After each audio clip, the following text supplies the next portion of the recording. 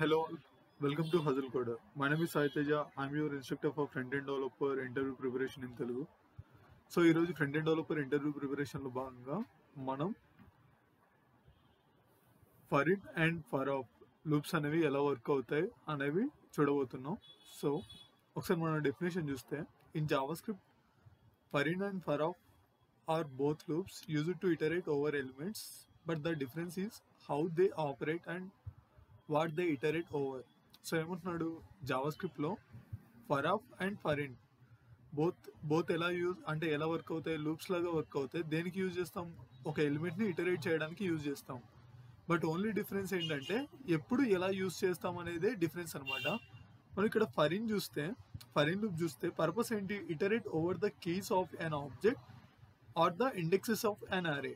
అంటే ఒక ఆబ్జెక్ట్లోని కీస్ని ఇటరేట్ చేయాలన్నా, లేకపోతే ఒక అరేలోని ఇండెక్స్ని గెట్ చేయాలన్నా మనం ఫర్ ఇన్ లూప్ని యూజ్ చేస్తాం. అండ్ ఇక్కడ చూస్తే సింటాక్స్ వచ్చేసి ఏంటి? For let key in object, and ఏదైతే మనం లాజిక్ రాస్తామో లాజిక్ ఇన్సైడ్ రాస్తాం. ఫర్ ఆఫ్కి వస్తే పర్పస్ ఏంటి? Iterate over the values of and iterable object like array, string, map.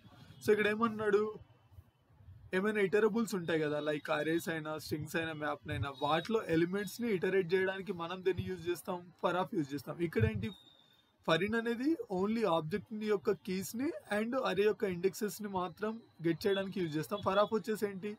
Values of arrays, strings, map, sets, వీటిలో అన్ని వాల్యూస్ని గెట్ చేయడానికి మనం ఫర్ ఆఫ్ని యూజ్ చేస్తాం.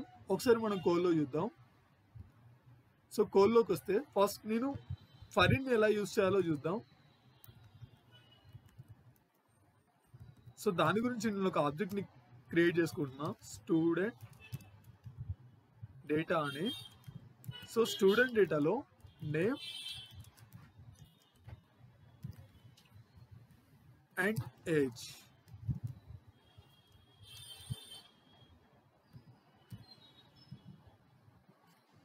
And gender.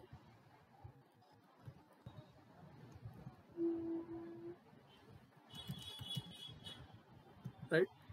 సో ఒకసారి మనం ఫర్ ఇన్ ఎలా యూజ్ చేయాలో చూద్దాం. For let value in student data. So ఇక్కడ చూస్తే console.log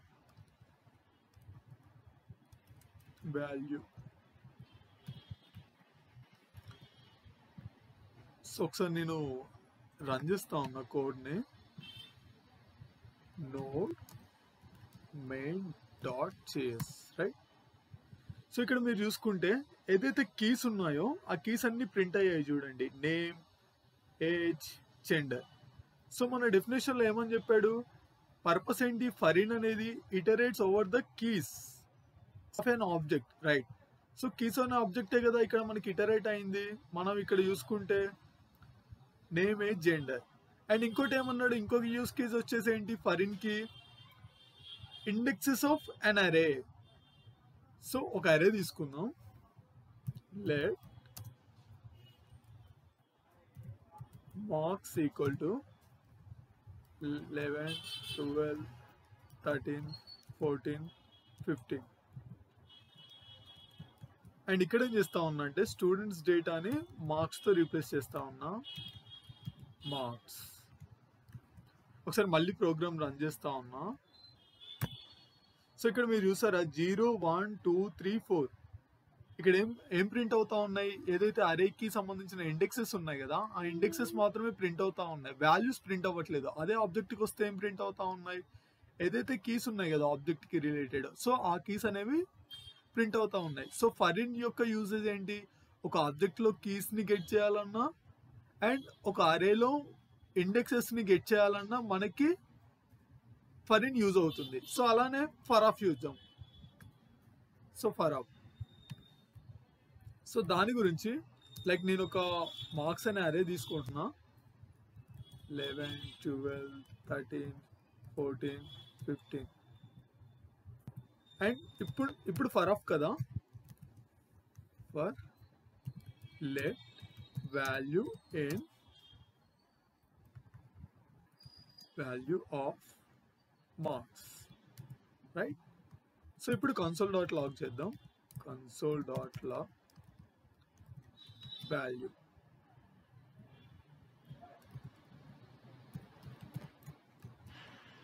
ఒకసారి రన్ చేద్దాం ప్రోగ్రామ్ని. సో మీరు ఇక్కడ చూసారా, ఇందాక ఫరిన్ యూస్ చేసినప్పుడు మనకేంటి ఇండెక్సెస్ ప్రింట్ అయ్యాయి, ఇప్పుడు మాత్రం 11, 12, 13, 14, 15. సో ఇప్పుడు ఏం ప్రింట్ అయ్యాయి మనకు, ఏదైతే వాల్యూస్ మనం అరేలో యూస్ చేసాం కదా, సో ఆ వాల్యూస్ అనేవి ప్రింట్ అయ్యాయి. సో ఇది అరేకి కదా, సో ఆబ్జెక్ట్ లో ఎలా ఇటరేట్ అవుతుందో చూద్దాం. లెట్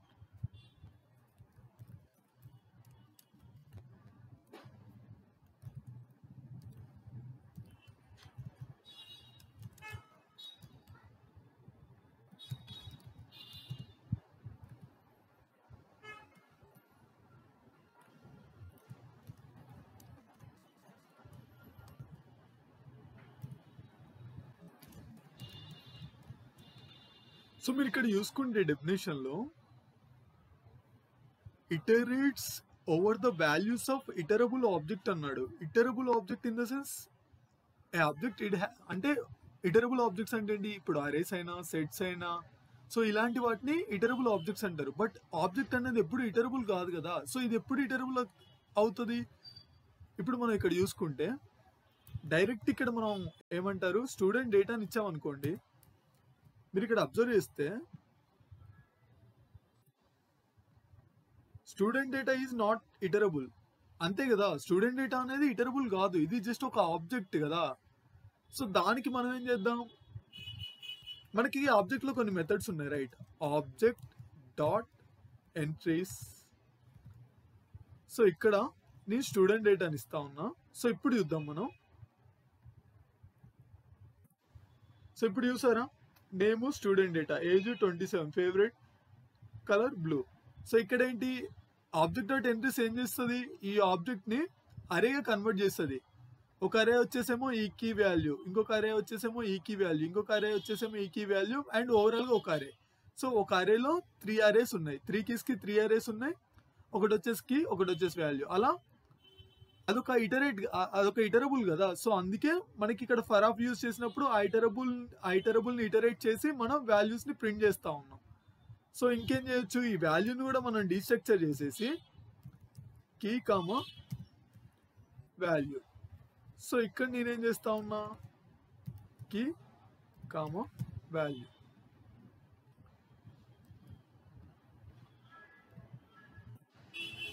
సో ఇక్కడ చూసారా, name Sai Teja, age 27, favourite colour blue, right? వచ్చేసింది కదా నాకు. ఇంకేంటి ఇటరబుల్లో ఇంకేమన్నాడు, అరేస్ స్ట్రింగ్స్. సో స్ట్రింగ్ ఎలా ఇటరబుల్ చేయాలో చూద్దాం. So let user name equal to